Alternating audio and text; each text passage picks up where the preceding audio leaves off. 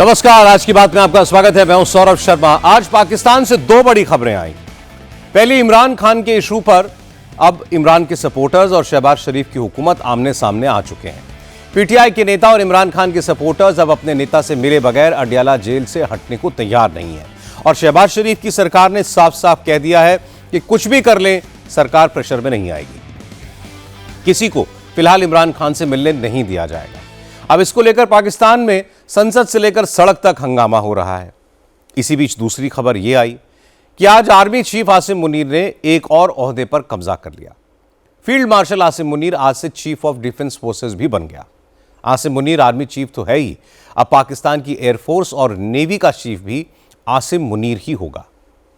इसका मतलब यह हुआ कि पाकिस्तान में अब तक जो फौजी तानाशाह हुए, आसिम मुनीर उन सब में सबसे ताकतवर बन गया है। और आसिम मुनीर को यह ताकत शहबाज शरीफ की सरकार ने पाकिस्तान के संविधान में संशोधन करके दी है। अब आसिम मुनीर कैसे पाकिस्तान की सरकार को फौज के दम पर अपने इशारों पर नचाएगा? आसिम मुनीर को चीफ ऑफ डिफेंस फोर्सेस बनाने का मतलब क्या है? हम इस पर बात करेंगे, लेकिन उससे पहले बात करते हैं इमरान खान को लेकर पैदा हुई हालत की। इमरान खान की खुद की हालत कैसी है? क्या वाकई में इमरान खान की सेहत बहुत ज्यादा खराब है? क्या इमरान खान को अडयाला जेल से शिफ्ट कर दिया गया है? सरकार क्या छुपाना चाहती है? इमरान खान को उनके परिवार वालों से क्यों नहीं मिलने दिया जा रहा? यह सवाल इमरान खान के लाखों सपोर्टर्स पूछ रहे हैं, लेकिन सरकार किसी सवाल का जवाब देने को तैयार नहीं है। आज भी अडयाला जेल के बाहर, इस्लामाबाद हाई कोर्ट के बाहर खूब हंगामा हुआ। खैबर पख्तूनख्वा के चीफ मिनिस्टर सोहेल आफरीदी कल शाम से आज दोपहर तक 16 घंटे तक धरना देते रहे, लेकिन इमरान खान से मिलने की परमिशन उन्हें नहीं दी गई। इसके बाद सोहेल आफरीदी इमरान खान की बहन अलीमा खान के साथ इस्लामाबाद हाई कोर्ट पहुंचे, लेकिन अदालत ने भी उन्हें बैरंग लौटा दिया। पहले तो सोहेल आफरीदी के लिए कोर्ट के दरवाजे ही बंद कर दिए गए। काफी जद्दोजहद के बाद उनकी गाड़ी हाई कोर्ट के प्रेमाइसेस के अंदर गई, लेकिन उनके किसी सपोर्टर को अंदर जाने की इजाजत नहीं मिली। आगे बढ़ते हैं। अब बात कर्नाटक की। कर्नाटक में सिद्धरमैया और डीके शिव कुमार के बीच चल रही कुर्सी की खींचतान का विवाद अब दिल्ली दरबार में पहुंचेगा। दोनों नेताओं को दिल्ली बुला लिया गया है। इसके साथ साथ यह हिदायत भी दे दी गई है कि दोनों नेता ना तो खुद बयान दें और ना उनके सपोर्टर्स कोई बयानबाजी करें, उन्हें भी वो रोकें। इसके बाद सिद्धरमैया और डीके शिव कुमार दोनों के रुख में क्या बदलाव दिखा है? पार्टी हाईकमान के निर्देश के बाद अब कल डीके शिव कुमार सिद्धरमैया से मिलेंगे। कल मुख्यमंत्री आवास में जाकर वो सिद्धरमैया के साथ ब्रेकफास्ट करेंगे। सिद्धरमैया ने कहा कि हाईकोर्ट ने उनसे और हाईकमान ने उनसे और डीके शिव कुमार से बात की है। दोनों को निर्देश दिए हैं कि साथ बैठकर नेतृत्व के मुद्दे पर चर्चा कर लें। सिद्धरमैया ने कहा कि वो हाईकमान का हर आदेश मानते हैं, इसलिए वो कल डीके शिव कुमार के साथ ब्रेकफास्ट पर मुलाकात करेंगे। अगर उन्हें दिल्ली बुलाया जाएगा तो वो वहां भी जाने के लिए तैयार है। High command told Mr. D.K. Shivkumar also that we should meet and discuss. Right. But all things amicable between you both? But my stand is, whatever High-Command says, I will go by it. Note करने वाली बात यह है कि जब से DK Shiv Kumar को party high command का मैसेज मिला, उनका रुख भी बदला है। आज सुबह शिव कुमार एक सरकारी प्रोग्राम में मुख्यमंत्री सिद्धरमैया के साथ नजर आए थे। मंच पर सिद्धरमैया और डीके अगल बगल बैठे एक दूसरे से बात करते हुए दिखे। डीके शिव कुमार ने कार्यक्रम में मौजूद लोगों से सिद्धरमैया की सरकार के लिए आशीर्वाद भी मांगा। अब बात बंगाल की। पश्चिम बंगाल में स्पेशल इंटेंसिव रिवीजन के मुद्दे पर आज तृणमूल कांग्रेस की डेलीगेशन ने चुनाव आयोग से मुलाकात की। 2 घंटे की मीटिंग के बाद डेरेक ओब्रायन ने कहा कि उन्होंने चुनाव आयोग को 39 बीएलओ की लिस्ट सौंपी है जिन्होंने एसआईआर की वजह से अपनी जान खो दी। डेरेक ओब्रायन ने कहा कि 2 घंटे की मीटिंग में चुनाव आयुक्त 1 घंटे तक अपनी बात कहते रहे। 1 घंटे में तृणमूल के नेताओं की बात सुनी, लेकिन इस दौरान जो सवाल उठाए गए उनमें से किसी का जवाब नहीं दिया। तृणमूल का कहना है कि अगर एसआईआर का मकसद बांग्लादेशी घुसपैठियों को बाहर करना है तो मिजोरम, अरुणाचल प्रदेश और नागालैंड समेत कुछ और उत्तर पूर्वी राज्यों में एसआईआर क्यों नहीं हो रहा है।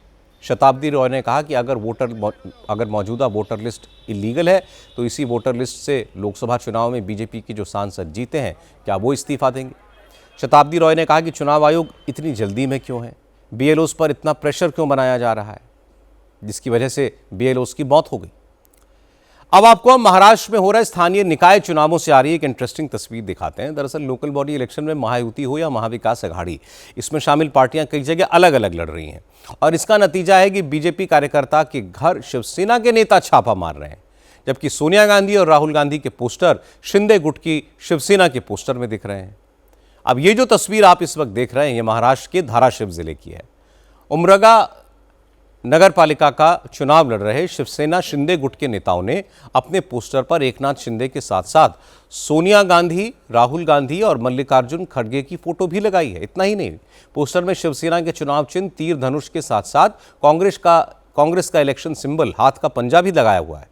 शिवसेना और कांग्रेस के इस जॉइंट बैनर की जबरदस्त चर्चा हो रही है, लेकिन शिवसेना के जिन नेताओं ने यह पोस्टर लगाया उन्हें इसमें कुछ भी अजीब नहीं लगता। उनका कहना है कि 5 साल तक उन्होंने अपने क्षेत्र में काम किया, लेकिन बीजेपी के लोग सीट छोड़ने को तैयार नहीं थे। कांग्रेस के नेताओं ने सपोर्ट किया है, इसलिए पोस्टर पर कांग्रेस के नेताओं को जगह दे दी।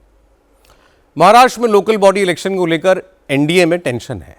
कई इलाकों में बीजेपी, शिवसेना और एनसीपी के नेता एक दूसरे के खिलाफ आरोप भी लगा रहे हैं। शिंदे की शिवसेना के विधायक नीलेश राणे ने बीजेपी कार्यकर्ता के घर में छापा मार दिया और नोट मिलने का दावा किया। नीलेश राणे ने सिंधु दुर्ग के मालवन इलाके में बीजेपी कार्यकर्ता विजय किनावाडेकर के घर रेड की और वहां से 25 लाख रुपए मिले। नीलेश राणे ने इस रेड का इंस्टाग्राम पर लाइव टेलीकास्ट कर दिया। आरोप लगाया कि इस पैसे का इस्तेमाल लोकल बॉडी इलेक्शन में चुनावों में वोटरों को खरीदने के लिए होना था। नीलेश राणे के आरोप लगाया कि महाराष्ट्र के प्रदेश अध्यक्ष रविंद्र चव्हाण जब सिंधुदुर्ग आते हैं तो चुनाव के लिए पैसे लाते हैं। चुनाव में 50 लाख से लेकर 1 करोड़ रुपए तक बांटे जा रहे हैं। काही वेळेपूर्वी विजयजी केनवडेकर यांच्या घरी आलेले आहे आणि विजयजी केनवडेकर कोण आणि कुठल्या पक्षाचं काम करतात हे मला काय वेगळं सांगायला नको। इकडे जर आपण बघाल इथे सन्माननीय रवी चव्हाण साहेबांचा फोटो देखील आहे। हे सन्माननीय रवींद्र चव्हाण साहेब आहेत। नीलेश राणे ने बीजेपी पर आरोप लगाया तो जवाब देने के लिए उन्हीं के भाई और बीजेपी के विधायक नीतेश राणे आ गए। नीतेश राणे ने कहा कि हर पार्टी के नेता और कार्यकर्ता का अपना अपना बिजनेस भी होता है। अब अगर कोई व्यापार के लिए घर में पैसे रखता है तो इसमें क्या गलत है। दिल्ली पुलिस ने कनाडा में कॉमेडियन कपिल शर्मा के कैफे पर हमला कराने वाले गैंग के एक मेंबर को गिरफ्तार किया है। दिल्ली पुलिस की क्राइम ब्रांच ने लॉरेंस बिश्नोई गैंग के क्रिमिनल बंधुमान सिंह शेखों को लुधियाना से गिरफ्तार किया। उसके पास से एक हाई एंड चाइनीज पिस्टल बरामद की गई है।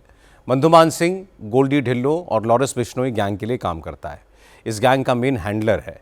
बंधुमान सिंह ने ही कनाडा में कपिल शर्मा के कैफे पर फायरिंग करने वालों को गाड़ी और हथियार सप्लाई कराए थे। उसको ये हथियार आईएसआई से मिले थे।